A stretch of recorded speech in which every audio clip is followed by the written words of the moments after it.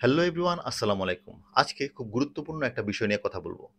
বাংলাদেশে বর্তমানে সবচেয়ে নবীনতম দল এনসিপির একজন বড় নেতা হাসান আব্দুল্লাহ, যে কিনা জুলাই আগস্টের যে অভ্যুত্থান তার মধ্য দিয়ে উঠে আসা একজন নেতা। সে খুব কড়া ভাষায় বসুন্ধরা গ্রুপ এবং বসুন্ধরা গ্রুপের যে মিডিয়া তার ব্যাপারে খুব কড়া ভাষায় কথা বলেছে। এখন সে এই কথা বলার সময় মনে করিয়ে দিয়েছে যে স্বৈরাচার আওয়ামী লীগের সময় বসুন্ধরা গ্রুপের যে চেয়ারম্যান সে কি বলেছিল, সে কিভাবে সহায়তা করেছিল আওয়ামী লীগকে, তাদের অবস্থান কি ছিল সেগুলো বিষয়ে কথা বলেছে। এখন প্রশ্ন জাগে, এতদিন চুপ থাকার পরে হঠাৎ করেই কেন আবার বসুন্ধরার উপর চড়াও হলো এনসিপি বা হাসান আব্দুল্লাহ?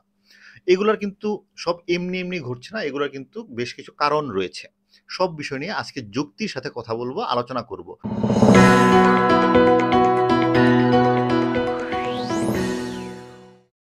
এই বিষয়টা নিয়ে অনেকবার ভেবেছি কথা বলবো, কিন্তু আসলে বলা হয়নি। তার বিভিন্ন কারণ রয়েছে, কিন্তু এত মাস, জুলাই আগস্টের এত মাস পরে এসে এই বিষয় নিয়ে কথা না বলে পারছি না। এখন আওয়ামী লীগের যে দুঃশাসন ছিল 15 বছর, সেই সময় কিন্তু বসুন্ধরা গ্রুপ সহ আর বাংলাদেশের বিভিন্ন ব্যবসায়ী গ্রুপ, তাদের যে প্রধান অথবা বিভিন্ন ব্যবসায়িক সংগঠনের নেতাদেরকে আমরা দেখেছি যে এই আওয়ামী লীগকে প্রশংসা বাক্যে ভাসাতে, তার তালে তাল মিলাতে।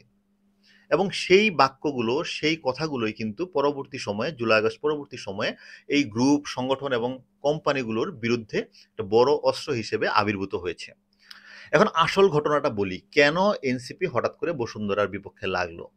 কারণ খুব সহজ ভাষায়, বিএনপি এবং এনসিপি দুইটা রাজনৈতিক দলই মাঠ পর্যায়ে কার্যক্রম করছে। এখন 2 দিন যখন বসুন্ধরা গ্রুপের যে মিডিয়াগুলো রয়েছে, কালার কণ্ঠ, বাংলাদেশ প্রতিদিন, সেগুলোতে যদি বিএনপির অ্যাক্টিভিটিস ফ্রন্ট পেজে বা উপরের দিকে আসে, তাতেই এনসিপির মাথা খারাপ হয়ে গিয়েছে। 2 দিন তাদেরকে বাদ দিয়ে বিএনপির অ্যাক্টিভিটিস যদি একটু উপরের দিকে যায়, তাতেই তাদের মাথা খারাপ হয়ে গিয়েছে, তারা তা মেনে নিতে পারছে না। তাই সরাসরি ওই যে দুর্বল জায়গাতে, সেই দুর্বল জায়গার সেই অস্ত্র বের করে তাকে আঘাত করার চেষ্টা করছে। এখন প্রশ্ন হচ্ছে, মাত্র 2-3 দিন আপনারা আপনাদের বিপক্ষে কোনো মিডিয়া কাভারেজ সহ্য করতে পারছেন না, তাহলে এই বসুন্ধরা গ্রুপ কিভাবে বছরের পর বছর, আওয়ামী লীগ যেখানে, আওয়ামী লীগের মতো একটা ভয়ঙ্কর দল যখন ক্ষমতায় ছিল, তখন আওয়ামী লীগের বিপক্ষে যেয়ে, বিপক্ষে দাঁড়িয়ে কিভাবে টিকে থাকবে? তাদের সারভাইভ করার জন্যই সেই সময়ে আওয়ামী লীগকে সমর্থন দিতে হয়েছে। এটার জন্য কোনো রকেট সায়েন্স লাগে না, এটা সাধারণ মানুষ সকলেই বুঝে, কিন্তু আপনারা তা বুঝতে দিতে চান না। কারণ আপনারা ওই যে, যে আহত, যে জায়গায় তার ক্ষত, সেই জায়গাটা ধরে তাকে চাপ দিয়ে নিজেদের পক্ষে সুবিধা নিতে চান। এটা হচ্ছে বাস্তবতা। এখন এই বাস্তবতা যদি কেউ মানতে না চায়, তাকে আমার কিছু বলার নেই। এবং আজকে যদি এই বসুন্ধরা গ্রুপেরই মিডিয়া 2 দিন এনসিপিকে ঠিকমতো ফলো আপ দেয়, ঠিকমতো ফুটেজ দেয়, তাহলে তৃতীয় দিন গিয়ে দেখবেন বিএনপি এই বসুন্ধরা গ্রুপের বিরুদ্ধে কথা বলছে। এই যে সমস্যা, এটা কিন্তু কোনো জাতীয় সমস্যা না, এটা হচ্ছে ব্যক্তিগত বা দলীয় স্বার্থের সমস্যা। এই একই ভয়, যেই ভয়ে আপনারা দেখাচ্ছেন, ঠিক সেই ভয়ের কারণেই এই বসুন্ধরা গ্রুপ সহ বিভিন্ন রাজনৈতিক দল, বিভিন্ন ব্যবসায়ী গ্রুপ তখন আওয়ামী লীগকে তোষামত করেছে। সেটাতে কোনো ফিলোসফিক্যাল জায়গা ছিল না, সেটা কোনো আহ, মানে বিশ্বাসের জায়গা ছিল না, সেটা শুধুই ছিল টিকে থাকার জন্য এক ধরনের প্রশংসা বাক্য। এখন যারা মানতে চান না, তাদেরকে আমি অনেক কথা বলেও অনেক যুক্তি দিয়ে মানাতে পারবো না, বাট এটাই বাস্তবতা। এই যে বসুন্ধরাকে একটা ট্রায়ালের ভিতরে রাখা, পাবলিক সেন্টিমেন্ট দিয়ে তাদেরকে চাপে রাখা, তাদের কাছ থেকে বেনিফিট নেওয়া, এটা সেলফ তাদের কাছ থেকে অর্থনৈতিক সুবিধা আদায়ের ধান্দা। সেটা এনসিপি হোক আর যে রাজনৈতিক দলই হোক। আজকে এনসিপির মাথা খারাপ হয়ে গিয়েছে, 2 দিন তারা ফুটেজ পায়নি, 2 দিন তারা মনে করছে যে পিছিয়ে যাচ্ছে মিডিয়া থেকে, হয়তো বিএনপি বেশি ফুটেজ পেয়ে যাচ্ছে। এই 2 দিনের কারণেই তারা আজকে বসুন্ধরা গ্রুপের বিরুদ্ধে লেগে গিয়েছে এবং সেই অস্ত্র বের করে তাদেরকে আহত করার চেষ্টা করছে। এগুলা বন্ধ করেন। সাধারণ মানুষকে ভুলভাল বুঝিয়ে এই ধরনের রাজনৈতিক ফায়দা নেওয়ার চেষ্টা বন্ধ করেন। আপনারা এই যে নতুন যে দলটা করেছেন, এই দল করার সাথে সাথে আপনার একটা রাজনৈতিক দলে পরিণত হয়েছেন। সেখানে দেশের স্বার্থ বলে কিছু নেই, সেখানে জাতীয় ঐক্য বলে কিছু নেই। এখানে যা আছে শুধুমাত্র আপনাদের টিকে থাকার চেষ্টা, শুধুমাত্র আপনাদের রাজনৈতিক দলকে প্রতিষ্ঠা করার ইচ্ছা এবং ক্ষমতায় যাওয়ার চেষ্টা। এটাতে কোনো ভুল নেই, এটাই সঠিক। সো আমি এনসিপিকে কোনো সমালোচনা করছি না, কিন্তু বারবার একটা সেন্টিমেন্টকে উস্কে দিয়ে এই এতগুলো মানুষ, লাখ লাখ মানুষের জীবিকা যার সাথে জড়িত, তাদেরকে পঙ্গু করে দেয়া, তাদেরকে শেষ করে দেওয়ার যে চেষ্টা, অথবা তাদের কাছ থেকে অর্থনৈতিক সুবিধা নেওয়ার চেষ্টা, এটা বন্ধ হওয়া উচিত। আপনারা 7 লাখ মানুষের কর্মসংস্থান করতে পারবেন না, সেই অবস্থা আপনাদের হয়নি। কিন্তু এই গ্রুপটা এরকম আরো বাংলাদেশের বহু গ্রুপ লাখ লাখ মানুষের কর্মসংস্থান করেছে। হ্যাঁ, যদি তারা কোনো আইনের দৃষ্টিতে অন্যায় করে থাকে তার শাস্তি হতে পারে, কিন্তু শুধুমাত্র ইমোশনকে কাজে লাগিয়ে এরকম একটা বড় গ্রুপকে, যেখানে অনেক অনেক মানুষের জীবিকা জড়িত, তাদেরকে এভাবে মানে দেয়ালে পিঠ ঠেকিয়ে দেওয়ার কোনো যৌক্তিকতা নেই। এটা আসলে বাংলাদেশের ক্ষতি।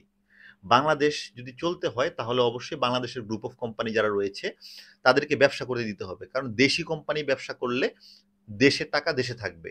এখন অনেকে এবার বলবে যে না, তারা তো টাকা পাচার করে, বাংলাদেশের কোম্পানিগুলো বিভিন্ন সময় টাকা পাচার করে নিয়ে যায়।